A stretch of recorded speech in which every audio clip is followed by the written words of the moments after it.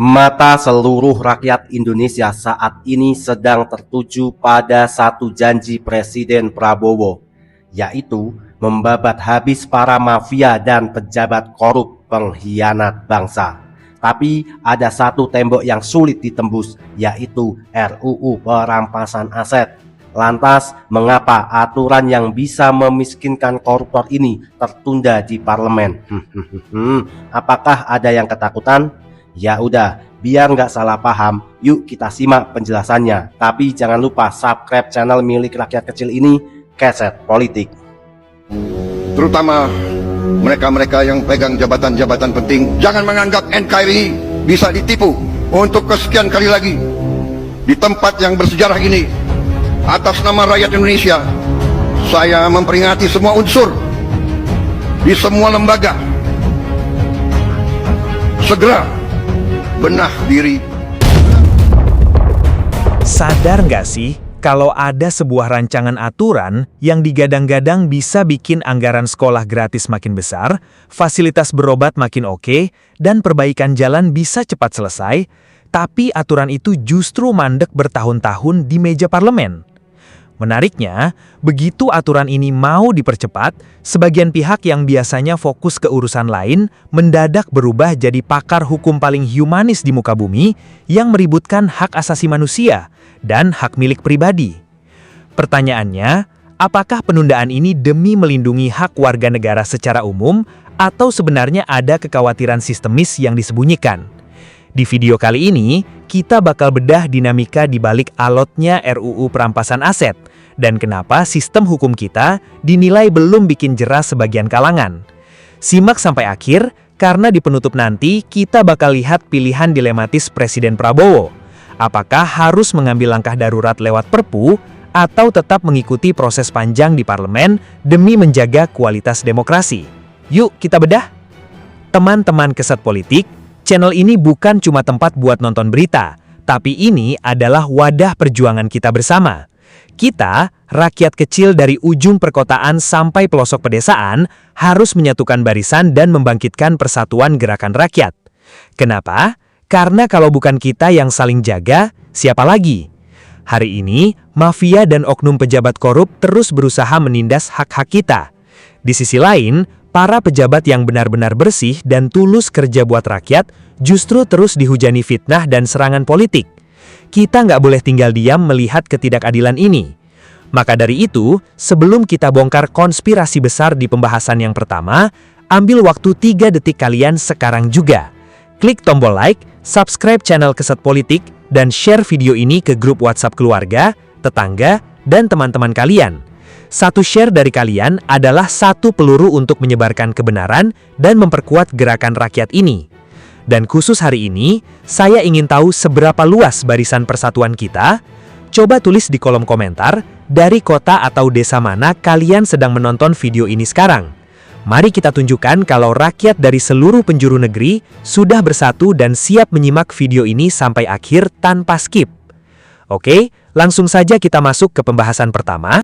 Teman-teman, para koruptor ini sangat licik dalam menyembunyikan uang haramnya. Jika negara tidak cepat, maka hak-hak rakyat yang dijarah takkan bisa diambil kembali. Oleh karena itu, senjata paling ampuh hanya RUU perampasan aset. Teman-teman, silakan tulis dukungan kalian di kolom komentar, biar para dewan yang terhormat tahu bahwa rakyat sudah menunggu. Pernahkah kalian memperhatikan bagaimana sebuah aturan hukum bisa berjalan secepat kilat, sementara aturan lainnya jalan di tempat seperti kura-kura?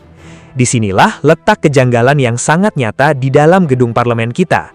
Ketika ada pembahasan mengenai undang-undang tertentu, misalnya perubahan regulasi untuk lembaga negara seperti TNI, kepolisian, atau kejaksaan, prosesnya bisa selesai dalam hitungan minggu saja. Tidak ada perdebatan yang berbelit-belit, tidak ada drama penundaan, dan semua pihak seperti langsung sepakat tanpa banyak alasan. Namun, pemandangan yang sepenuhnya berbeda terjadi ketika draft regulasi yang dibahas adalah tentang perampasan aset. Aturan yang sudah diwacanakan selama belasan tahun ini mendadak menghadapi tembok besar yang sangat tebal. Begitu aturan ini diajukan untuk dipercepat pembahasannya, suasana di dalam ruang sidang langsung berubah drastis. Para politisi yang biasanya fokus ke urusan lain, mendadak berubah jadi pakar hukum internasional paling humanis di muka bumi. Mereka mendadak sangat peduli pada urusan hak asasi manusia, HAM, asas praduga tak bersalah, hingga perlindungan terhadap hak milik swasta. Secara analisis sosiologi politik, sikap mendadak humanis ini tentu mengundang tanda tanya besar di benak kita sebagai rakyat biasa. Mengapa mereka begitu khawatir? Jawabannya sebenarnya sangat sederhana dan berkaitan dengan urusan logistik. Dalam sistem demokrasi kita hari ini, biaya operasional partai politik dan ongkos untuk menghadapi pemilu itu jumlahnya luar biasa raksasa.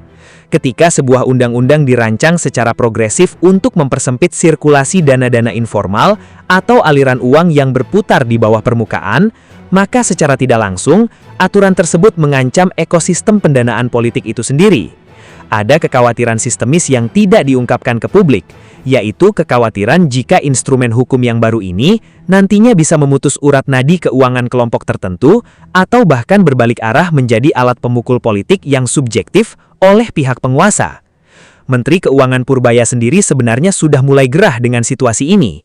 Dari sisi eksekutif, Kementerian Keuangan sudah bekerja keras mempertegas sistem pengawasan fiskal dengan teknologi digital, mulai dari sistem pengadaan barang elektronis hingga pemantauan transaksi keuangan yang aneh-aneh dari para pejabat. Lampu merah peringatan sudah sering menyala di sistem keuangan kita. Namun segala bentuk pengawasan digital ini menjadi kurang bertaring dan kehilangan taji jika orang-orang di parlemen terus-menerus mencari celah prosedur untuk menunda pengesahannya. Benturan kepentingan antara pemerintah yang ingin bergerak cepat membersihkan tata kelola keuangan negara dengan parlemen yang terus mengulur waktu dengan alasan kehati-hatian, inilah yang menjadi tontonan utama kita hari ini.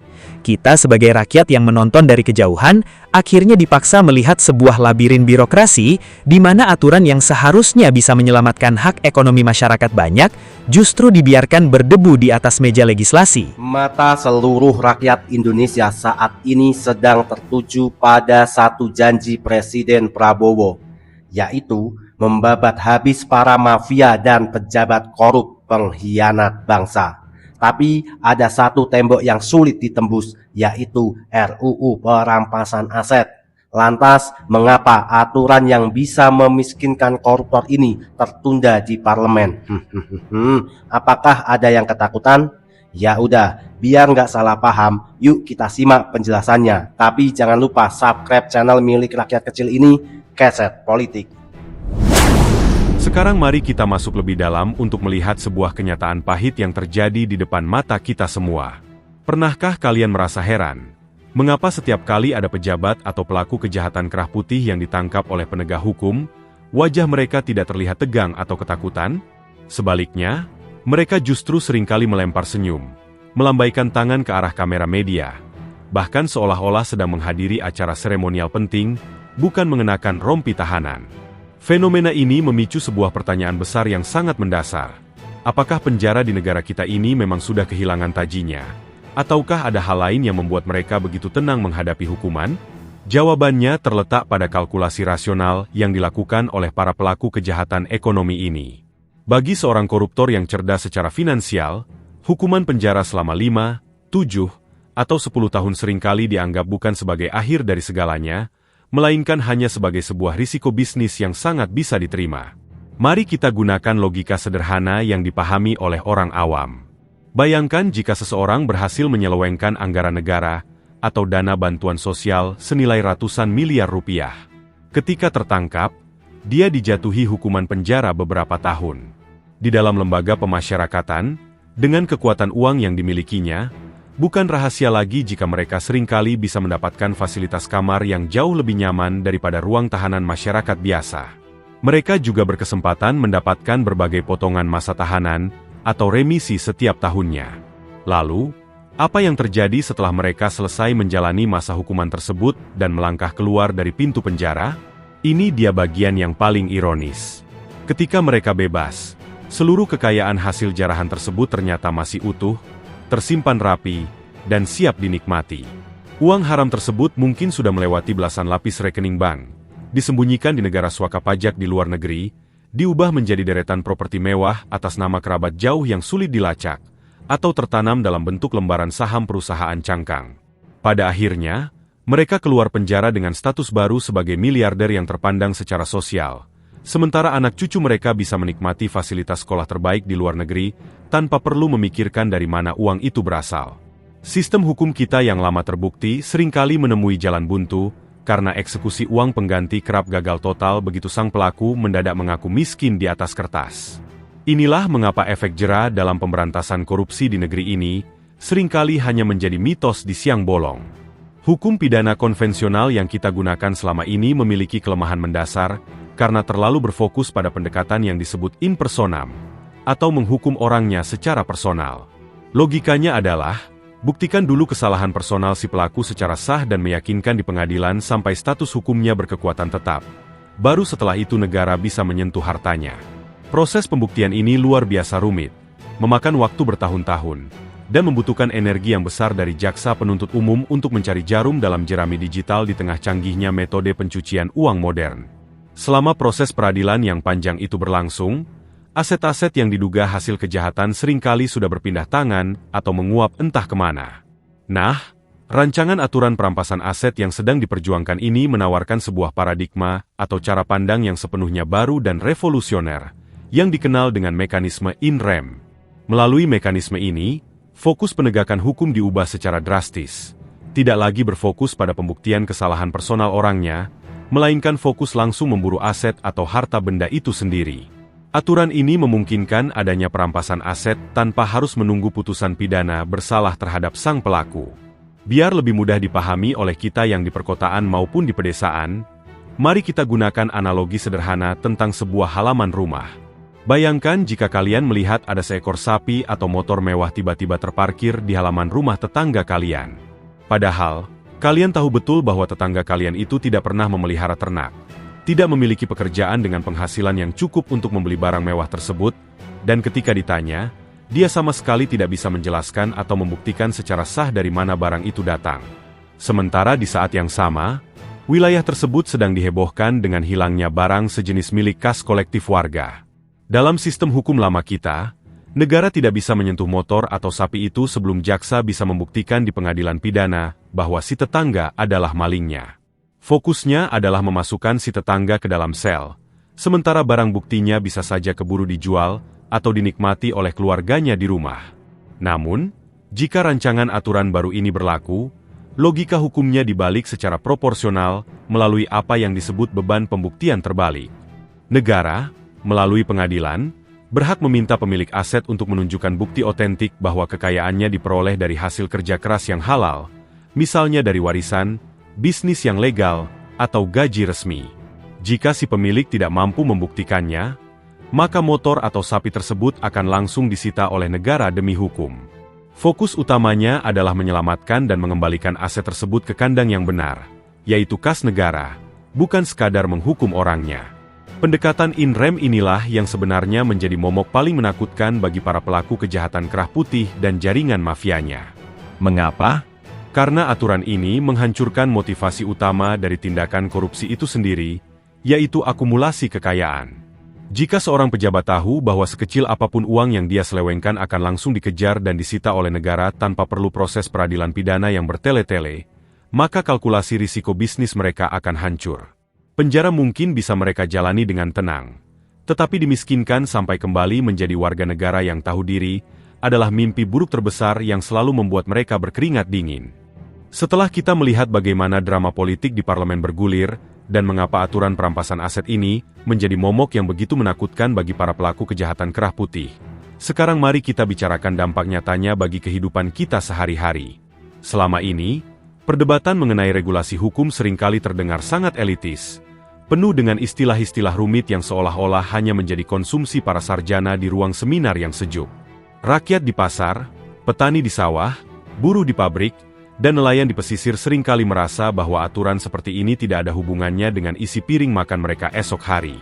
Padahal, ini adalah sebuah kekeliruan persepsi yang sangat besar. Mari kita bicara jujur menggunakan angka dan fakta di lapangan. Setiap rupiah anggaran negara yang diselewengkan oleh oknum pejabat dan gagal diambil kembali oleh negara, adalah rupiah yang langsung dipotong dari hak-hak dasar kita. Bayangkan jika dalam sebuah kasus penyelewengan anggaran berskala besar di sektor sumber daya alam atau keuangan, negara mengalami kerugian fantastis hingga belasan triliun rupiah. Angka belasan triliun bagi kita rakyat kecil mungkin hanyalah deretan angka nol yang saking panjangnya membuat kepala kita pusing.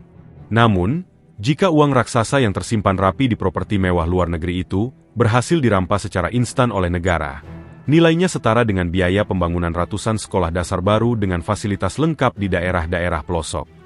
Uang itu bisa dialokasikan oleh Menteri Keuangan Purbaya untuk menyuntik dana BPJS Kesehatan agar warga miskin tidak perlu mengantre berjam-jam di rumah sakit, membiayai pengobatan gratis untuk penyakit kronis, memperbaiki jalan-jalan kabupaten yang hancur lebur seperti permukaan bulan, hingga memastikan subsidi pupuk bagi petani kecil dan bantuan sosial selalu tersedia tepat waktu. Ketika aturan ini mandek, maka ruang fiskal pemerintah untuk membantu rakyat kecil otomatis menjadi sangat terbatas. Melihat kebutuhan yang begitu mendesak di tingkat akar rumput, isu pengesahan aturan perampasan aset ini kini bermutasi menjadi salah satu ujian terbesar bagi kepemimpinan nasional Presiden Prabowo. Publik, terutama kita rakyat kecil, ingin melihat apakah ketegasan yang selama ini menjadi karakteristik kepemimpinan beliau mampu diwujudkan dalam bentuk tindakan nyata di tengah kebuntuan politik. Secara teori, koalisi partai politik pendukung pemerintah saat ini menguasai mayoritas kursi di parlemen.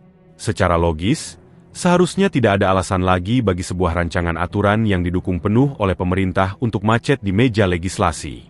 Namun, kenyataannya proses ini tetap menemui jalan buntu. Jika proses di parlemen terus-menerus berjalan di tempat akibat taktik penundaan yang disengaja, konstitusi kita sebenarnya menyediakan sebuah kartu penyelamat darurat yang memberikan kewenangan luar biasa kepada seorang presiden.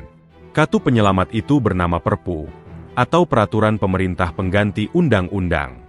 Perpu ini memiliki derajat hukum yang setara dengan undang-undang dan bisa langsung berlaku mengikat seluruh warga negara sejak hari ditetapkan oleh Presiden, tanpa perlu menunggu persetujuan parlemen terlebih dahulu. Dasar hukumnya harus memenuhi syarat objektif, yaitu adanya kegentingan yang memaksa.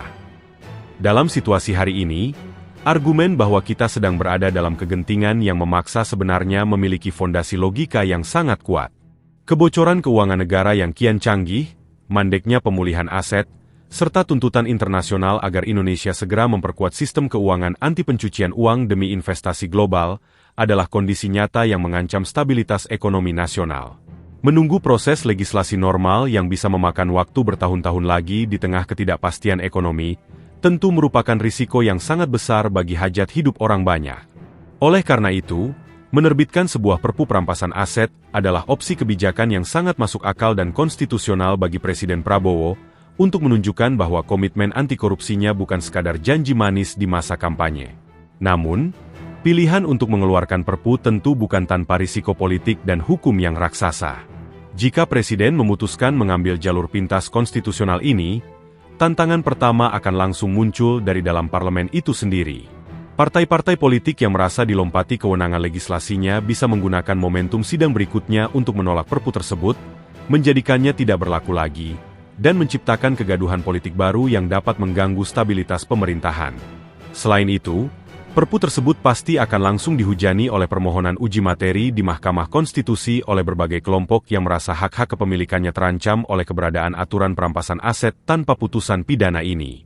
Pada akhirnya, segala analisis, kalkulasi, dan dinamika politik ini bermuara pada satu kesimpulan yang sangat mendasar. Reformasi tata kelola pemerintahan dan pembersihan ekosistem ekonomi kita dari praktik mafia tidak akan pernah bisa berjalan maksimal selama kita masih menggunakan senjata hukum yang usang dan tidak bergigi. Ketegasan Presiden Prabowo dan kedisiplinan fiskal Menteri Keuangan Purbaya adalah modal awal yang sangat berharga. Namun mereka membutuhkan legitimasi hukum yang kuat agar perubahan sistemik yang kita cita-citakan tidak luruh di tengah jalan. Nah, sekarang pilihan ada di tangan kalian sebagai pemilik kedaulatan tertinggi di Republik ini. Di tengah riuh rendahnya perdebatan hukum dan dinamika politik di ibu kota, kami, rakyat kecil dari pinggiran perkotaan hingga pelosok pedesaan, berdiri di sini bukan untuk menghujat, melainkan untuk menitipkan sebuah harapan besar yang lahir murni dari lubuk hati yang paling dalam. Hari ini, melalui saluran keset politik, kami ingin mengirimkan pesan terbuka yang jujur, tulus, dan penuh rasa hormat kepada Bapak Presiden Prabowo Subianto, kepada seluruh anggota Dewan Perwakilan Rakyat yang terhormat, serta kepada para ketua umum partai politik yang memegang kemudi arah bangsa ini. Kepada Bapak Presiden Prabowo Subianto dan seluruh jajaran wakil rakyat di Senayan yang hari ini sedang tulus bekerja, berjuang, dan memeras keringat demi kemaslahatan masyarakat banyak, kami ingin menyampaikan satu hal yang paling mendasar. Jangan pernah takut. Jangan pernah gentar menghadapi segala bentuk tekanan, hambatan, ataupun ancaman dari pihak manapun. Melangkahlah dengan tegap, karena kami, seluruh rakyat kecil Indonesia, berdiri kokoh di belakangmu sebagai benteng pertahanan dan doa yang tidak akan pernah putus. Kami tahu, jalan menuju tata kelola pemerintahan yang bersih dan berwibawa itu penuh dengan kerikil tajam, penuh dengan fitnah, dan dipenuhi oleh serangan balik dari mereka yang merasa kenyamanannya terganggu. Namun, ketulusan dan keberanian untuk membela hak-hak orang kecil adalah obor yang tidak akan bisa dipadamkan oleh badai apapun. Kami, rakyat Indonesia yang setiap hari harus bekerja keras demi menyambung hidup, menaruh harapan yang sangat besar agar Dewan Perwakilan Rakyat yang terhormat dapat segera menepati janji-janjinya. Kami sangat berharap agar draft regulasi mengenai perampasan aset tidak lagi dibiarkan berdebu, melainkan segera dirancang secara matang, dibahas dengan jujur, dan disahkan menjadi undang-undang yang kuat. Kalian adalah wakil rakyat yang terhormat, figur-figur pilihan yang dipilih langsung oleh jemari rakyat di bilik suara. Oleh karena itu, sudah menjadi kewajiban moral dan konstitusional yang mutlak bahwa setiap keputusan, setiap ketukan palu sidang, dan setiap pasal yang dilahirkan harus sepenuhnya berpihak dan berakar pada kepentingan rakyat kecil, bukan kepentingan kelompok atau segelintir golongan. Di saat yang sama, kami berdiri di sini dengan penuh ketegasan memberikan dukungan lahir dan batin kepada Presiden Prabowo Subianto dalam misi besarnya menumpas para pelaku kejahatan kerah putih, menyumbat kebocoran fiskal, dan memburu jaringan mafia yang selama ini tega maling uang rakyat. Uang yang mereka selewengkan adalah hak anak-anak kami untuk mendapatkan sekolah yang layak, hak para ibu untuk mendapatkan fasilitas kesehatan yang manusiawi, dan hak para petani serta nelayan untuk mendapatkan kesejahteraan yang adil. Perjuangan memulihkan hak ekonomi negara ini adalah perjuangan suci yang harus kita menangkan bersama. Meskipun kami seringkali dibuat gemas oleh berbagai penundaan di parlemen, kami ingin menegaskan bahwa di dalam dada rakyat kecil ini, kami masih menyimpan rasa percaya yang sangat besar. Kami tetap percaya bahwa lembaga DPR adalah dewan yang terhormat, sebuah institusi suci demokrasi yang diisi oleh putra-putri terbaik bangsa. Orang-orang yang duduk di sana adalah pribadi-pribadi pilihan yang memiliki integritas tinggi, moralitas yang kokoh, dan kecerdasan yang luar biasa. Kami sangat mencintai DPR. Kami sangat menghormati institusi ini. Namun, cinta dan hormat kami secara khusus kami sembahkan untuk para anggota dewan yang jujur, yang bersih, dan yang menolak untuk menutup telinga dari jeritan suara hati masyarakat di tingkat akar rumput. Maka dari itu, sebuah doa dan harapan besar kami titipkan kepada seluruh ketua umum partai politik dan para pejabat yang terhormat di negeri ini. Ego sektoral dan kalkulasi politik jangka pendek sudah saatnya dikesampingkan demi kepentingan yang jauh lebih besar, masa depan negara kesatuan Republik Indonesia. Alangkah indahnya jika seluruh elemen elit politik bangsa ini bisa bersatu padu, duduk bersama dalam satu meja, dan dengan satu suara bulat menyetujui disahkannya Undang-Undang Perampasan Aset. Kami sangat percaya, jauh di dalam lubuk hati orang-orang besar ini, mengalir rasa cinta yang luar biasa dalam kepada bangsa dan negaranya. Persatuan para elit adalah kunci utama untuk membawa kapal besar Indonesia ini keluar dari badai kejahatan ekonomi dan melangkah maju membangun negeri yang adil, makmur, serta sejahtera. Ingatlah para pemimpin, ketika kalian menanam kebaikan dan keadilan untuk rakyat hari ini, sejarah akan mencatat nama kalian dengan tinta emas sebagai pahlawan bangsa yang sesungguhnya. Tetaplah amanah, tetaplah bersih, karena rakyat selalu mengawasi dan mendoakan keselamatan kalian. Oke teman-teman, terima kasih masih bersama Keset Politik. Teman-teman, setelah kita mendengarkan penjelasan yang panjang tadi, silakan kalian beropini, memberi tanggapan, kita berdiskusi bersama-sama di kolom komentar menggunakan akal sehat. Teman-teman, sekarang saatnya kita beropini, ngobrol cantik sambil minum kopi. Kita minum kopi dulu teman-teman. Alhamdulillah, enak sekali. Teman-teman, kalau bicara soal politik dan hukum di negeri ini, rasanya telinga kita sudah bosan mendengarkan istilah-istilah tinggi yang dipakai para pengamat di televisi. Bahasa mereka terlalu rumit dan penuh dengan istilah asing yang sengaja dibuat berputar-putar. Padahal urusan politik yang sedang diributkan di Jakarta hari ini sebenarnya sangat sederhana, teman-teman. Urusan itu bernama RUU Perampasan Aset, sebuah aturan yang kalau kita artikan pakai bahasa warung kopi adalah aturan untuk menyita dan mengambil kembali uang rakyat yang sudah dimaling oleh oknum pejabat dan mafia. Teman-teman, kadang kita sering melihat di berita ada undang-undang yang prosesnya cepat sekali seperti kilat, tiba-tiba langsung disahkan dalam hitungan minggu. Tapi anehnya, giliran membahas aturan untuk memiskinkan maling uang rakyat, jalannya mendadak lambat seperti kura-kura, bahkan macet sampai belasan tahun. Begitu aturan ini mau dipercepat, orang-orang di Senayan yang biasanya cuek mendadak berubah peran menjadi pakar hak asasi manusia paling suci sedunia. Mereka meributkan hak milik, meributkan prosedur, dan mencari ratusan alasan hukum agar aturan ini ditunda lagi. Teman-teman, pertanyaannya kenapa mereka ketakutan setengah mati? Rakyat kecil tidak bodoh. Kita tahu bahwa politik di negeri ini butuh modal yang raksasa. Ada kekhawatiran yang tidak diucapkan di depan kamera, yaitu ketakutan kalau aliran dana informal yang selama ini berputar di bawah permukaan akan tersumbat dan habis disita oleh negara. Diduga seperti itu. Akibatnya hukum kita yang sekarang terasa tumpul, penjara tidak lagi bikin jerah. Koruptor zaman sekarang bisa masuk penjara sambil tersenyum dan melambaikan tangan. Karena apa, teman-teman? Karena mereka tahu setelah dihukum beberapa tahun dan dapat potongan masa tahanan, mereka keluar tetap jadi miliarder. Karena hartanya sudah aman dicuci, dibelikan tanah mewah, atau disimpan di luar negeri atas nama orang lain.